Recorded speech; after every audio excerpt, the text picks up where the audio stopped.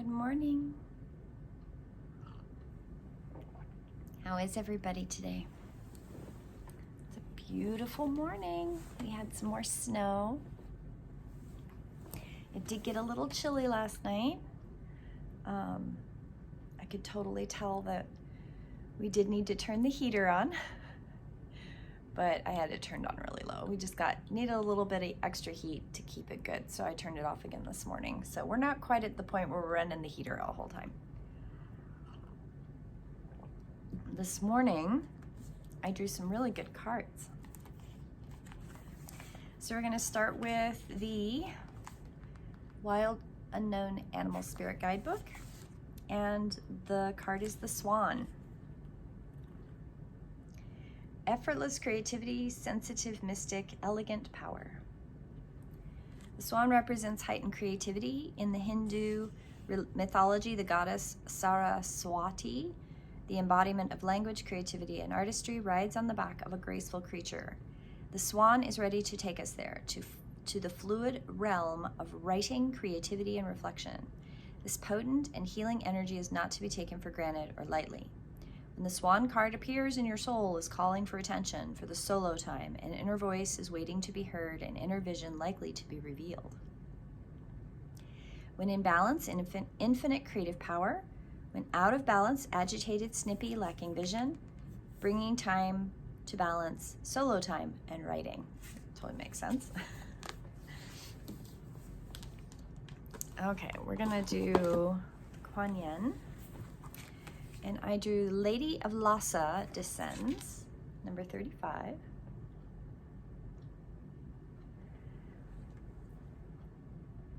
The path before you, leading you towards your destination, your desires, lies in wait. You may continue upon your current path of pursuit if you choose. However, it's not necessarily going to become easier to continue. It may seem like it gets actually a little bit more difficult. Do not fear that you have to give up your quest. The Divine Mother wishes to give you what you are seeking. She has compassion for your plight and wishes to become a bridge between you and the human methods of endurance and effort by greeting you as a friend with a heart of merciful grace. Bearing gentle comfort is a special gift. But you have to be willing to stop driving and stop pushing. You have to give up trying to take, force, or make your journey happen. When you have been seeking what is coming to you, there is no need to go out searching or striving. You have proven yourself. Now is the time to trust and become receptive to what life has in store for you, knowing that the Divine Mother has acknowledged your desire and affirmed her intention to deliver it to you. And then, this is the Medicine Heart Oracle. This is 24, Macaw and Cacao.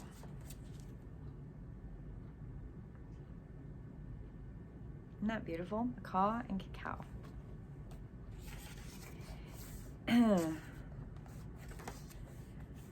You are in a fertile place in your soul journey to clarify your intention and experience the power of intention to bring your heart's vision to fruition.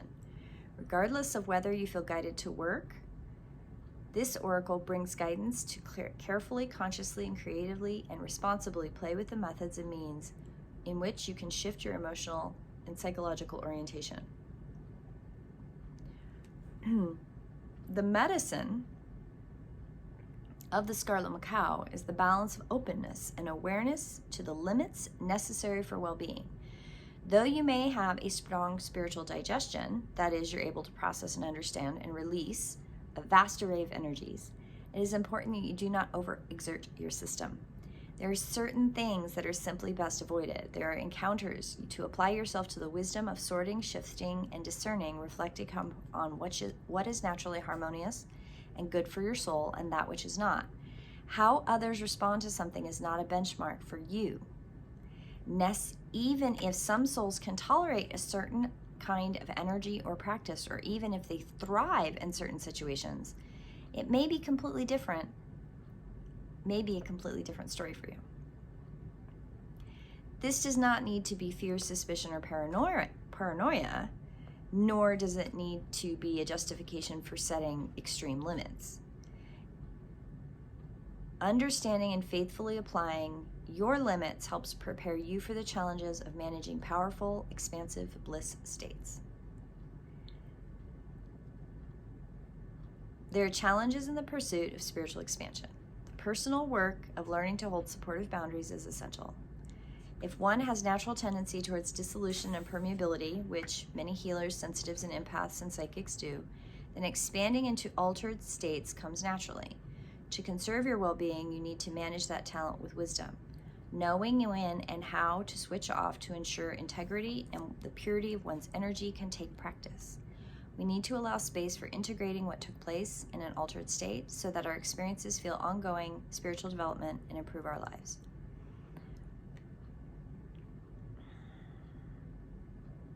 I really like that.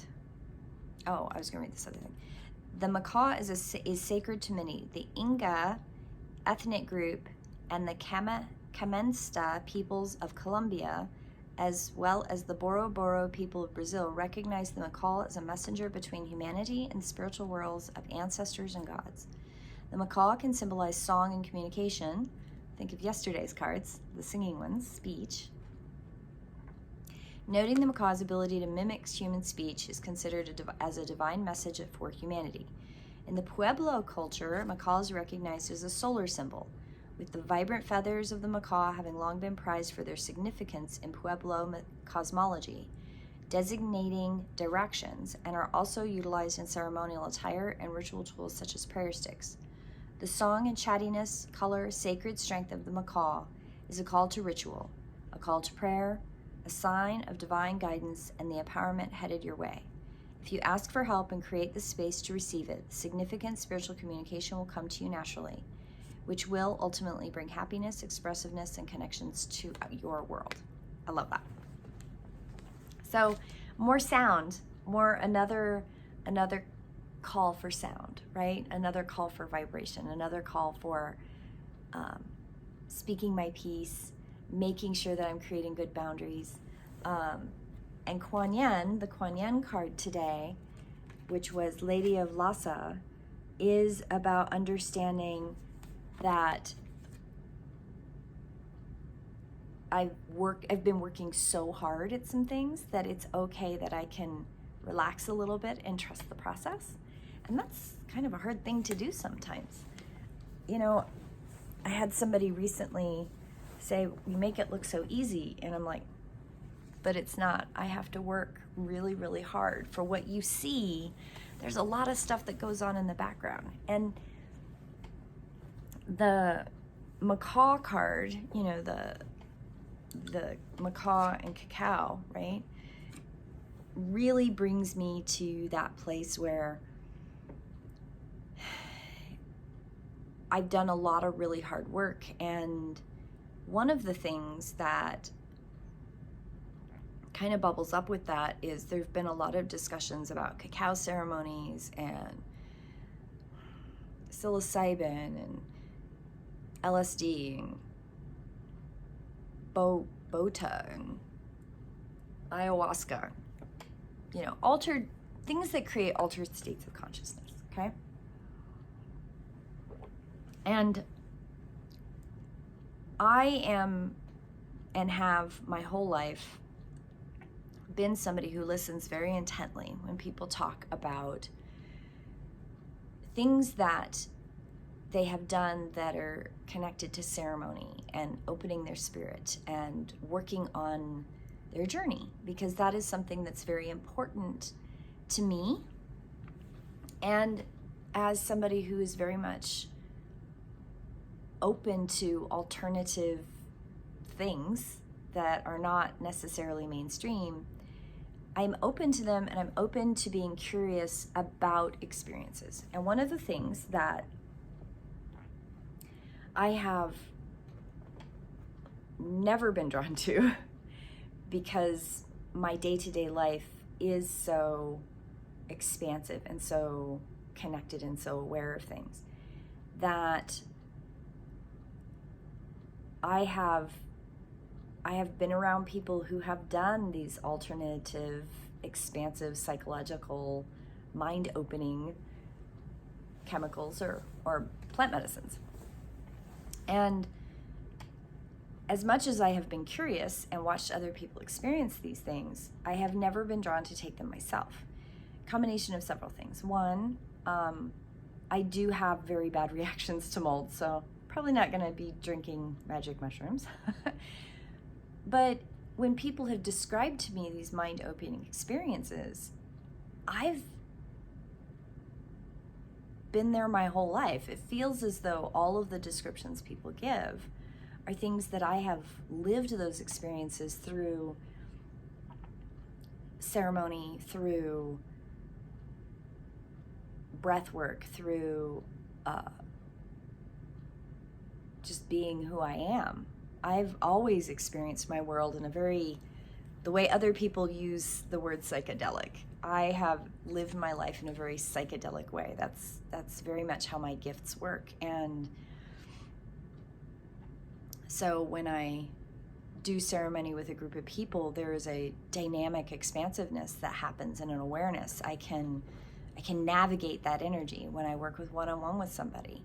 When I do inner work and I'm working on my mental health and trauma and things that I'm healing from, there is a journey that happens with that. There is a mind, heart, spirit, soul, and sometimes body response journey to that experience. So I've worked with people over the years that, they've used these other methods of medicine, and some of them have had this amazing experience, and others have not. And unfortunately, sometimes the medicine is not treated with respect, and the medicine is not led or honored by somebody who has done the deep work to know how to do that for and with someone else in a traditional, I'll use the word shamanistic way. And so I have seen people go from mind-altering medicines that are not honored to alcoholism. I've seen them experiment with plant medicines that are not plant medicine. It doesn't mean everybody goes down that journey. Absolutely not. Some people, it's absolutely fine. It is the journey part, right? But you have to have done some of the foundation work first. And the foundation work that prepares you for this deep work is not easy. And I think that there is a perception in our Western world sometimes, even amongst the spiritual groups, that this is kind of the shortcut. Like, I'm stuck, my spiritual stuff is hard, I'm having a hard time getting to this place that everybody talks about, this place of bliss. I'm having a hard time getting to this place of peace. I'm having a hard time seeing my purpose. I'm struggling with the picture being too big or the picture being too small. And one of the things that I've argued for years and years and years, until I discover Body of Nine, which is the missing piece, what I had been doing was encouraging people to do things like Tai Chi or Qigong or dancing or anything that had to do with the body, that got the body moving in a way that they could find their natural body peace to that mind, body, spirit connection. Because this is the thing, when you're, and it's a big buzzword right now, the somatic experience, where you're working through counseling and you're working through trauma and you have these somatic releases through the body. So you're releasing the trauma from your trauma in your life and trauma from generations ago. You're breaking cycles, right? You're healing and breaking the cycles. And when I've had people that get really, really stuck, I send them in the body direction, because usually when people are stuck, there's things that are happening in the body that tell me it's happening in the body. Their voice goes, their tummy goes sideways, they hurt themselves, they get an injury, they have a chronic illness that crops up out of nowhere. these are not guarantees. I'm just saying that there's a variety of things that can happen when you have a body dissonance and a lack of activation that goes with all of this spirit work. And mind spirit work, when you take it to a faraway place and you don't have it anchored in the body properly, creates this woo-woo-y lack of anchor. This person doesn't know how to anchor it in the 3D, 4D, 5D. You know, they can't like anchor it all the way through the dimensional connections. So that's why I talk about Body of Nine being that key piece. I have studied martial arts stuff. I have studied a lot of different kinds of movement. I love dance. Dance is very key to my, I love dance. It's a very body connector-y thing for me. And I discovered it a long, long time ago, but I discovered that I really love couples dancing, and that for me is my comfort place for body. I can share energy, give energy to a partner, and experience this gestalt that happens with two people who are moving in dance. And especially if they're energetically connected, it's an amazing experience. So when I found and discovered Body of Nine last year, which I talk a lot about, not to sound like somebody who swallowed the purple Kool-Aid, but in the sense that it is where, if you know how your body naturally activates, you can anchor all of the spiritual mind work connection stuff into the body correctly. Your natural meat suit, earth suit, has a natural activation that you're born with. When you know what that is, the next step is to anchor all of that spiritual work into the body and open all the activation lines through your central nervous system, through your electrical system, through your body's organ systems. And that stuff starts to be a lot more tangible. You'll find that there's movement even in just knowing that activation. You have a better way of finding those higher places of consciousness because you're not running away from your body. You're not fighting your body anymore. Your body isn't this ongoing argumentative meat suit ick. Though I do know that there's at least one natural number that really has a hard time with the physical body anyway. But most people, when they're fighting their natural activation, their connection to their body, it's really hard to do spirit work. It's really hard to do higher consciousness work. You push it. You're pushing your body through something to get somewhere that somebody else has explained.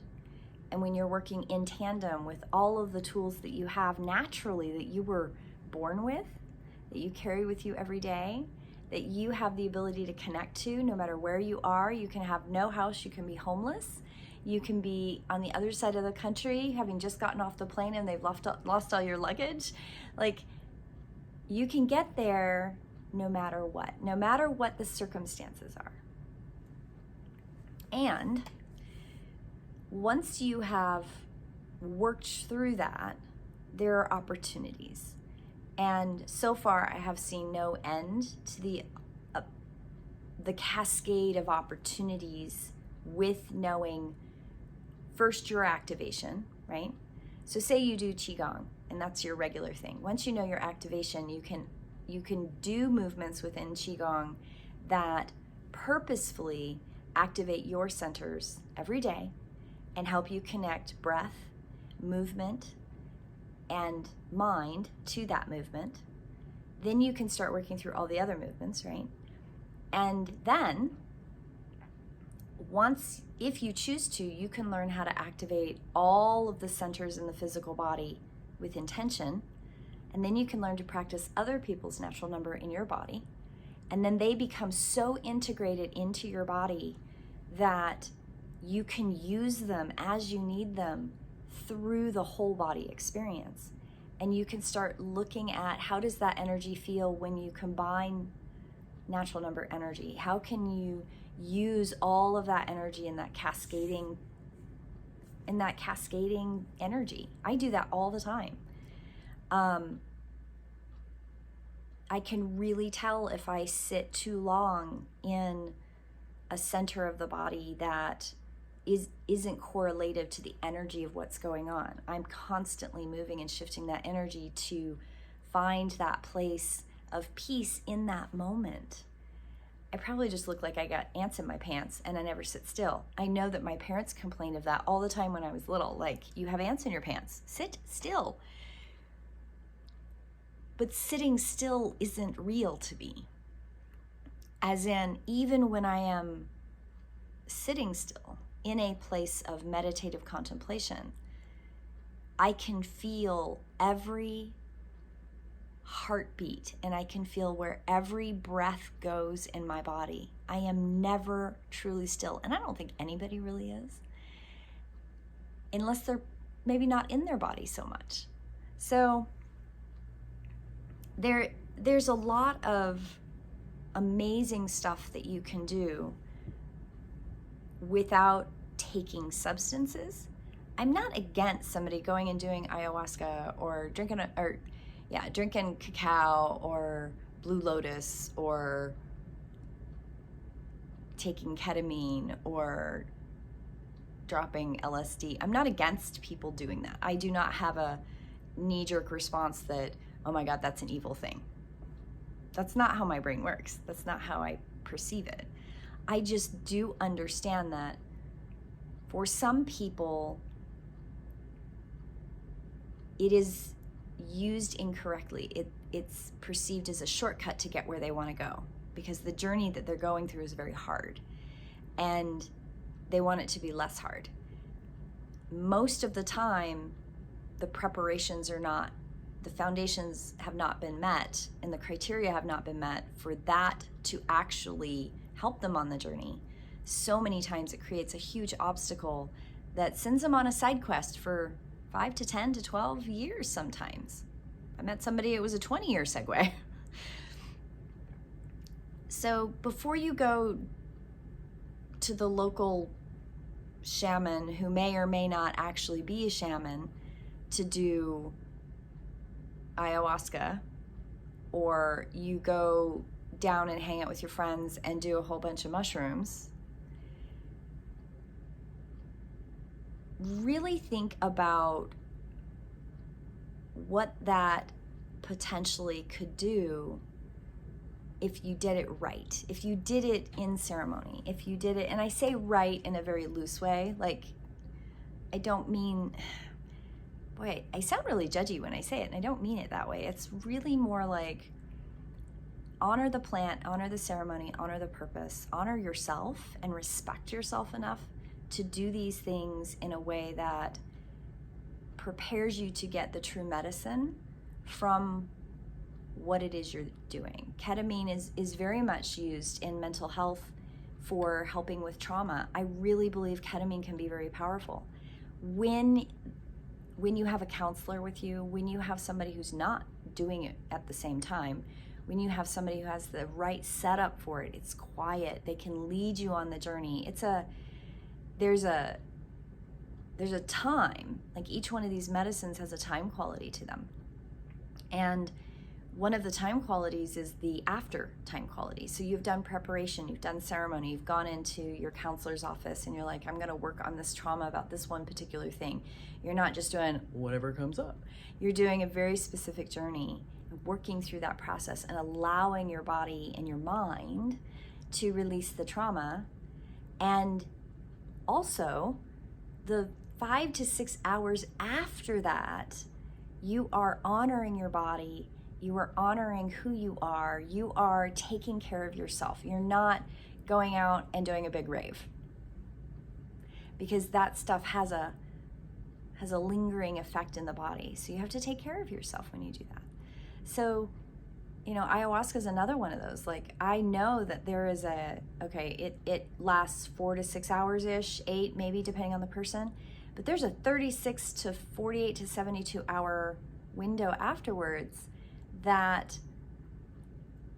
preparation. Oh my goodness, there's a huge preparation point to leading into that. Food, diet, things you put in your body. Like, there's layers of this, and you need to really honor the true potentiality of the connection between you, Mother Earth, and that medicine. And it can be extraordinarily powerful. And if you don't have somebody that you trust, that knows what they're doing, you don't have somebody who honors that process, you may not either A, get as much out of it as you thought you were going to, or B, it could go sideways and it could potentially feel as though you've hurt yourself.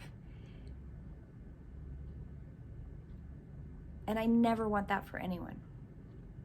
And the reason I went down that line was because cacao and macaw, because macaw is connection to that divine, right? It's connection to the divine messenger. And a lot of times people go to cacao ceremonies, or they go to blue lotus ceremonies, or they go to these things because there's nothing really bad about them. The way cacao traditional ceremonies are run are, cacao has been used in a lot of cultures, and it seems quite innocuous. We eat chocolate all the time. But it is a very powerful medicine, and it has a certain vibrational frequency.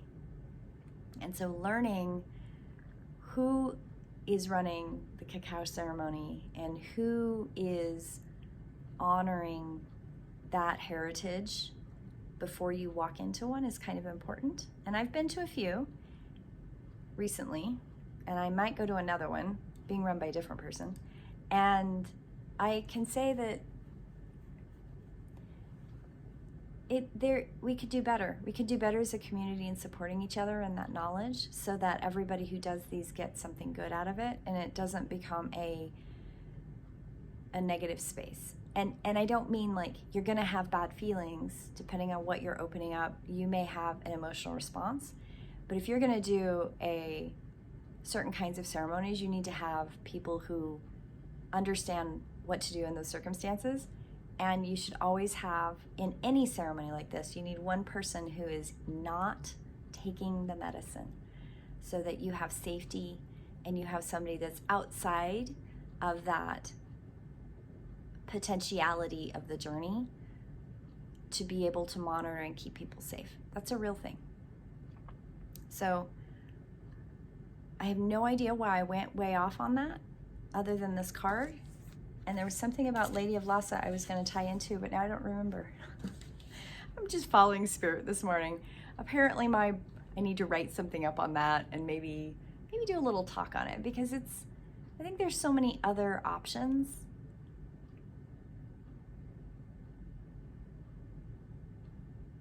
There's other options.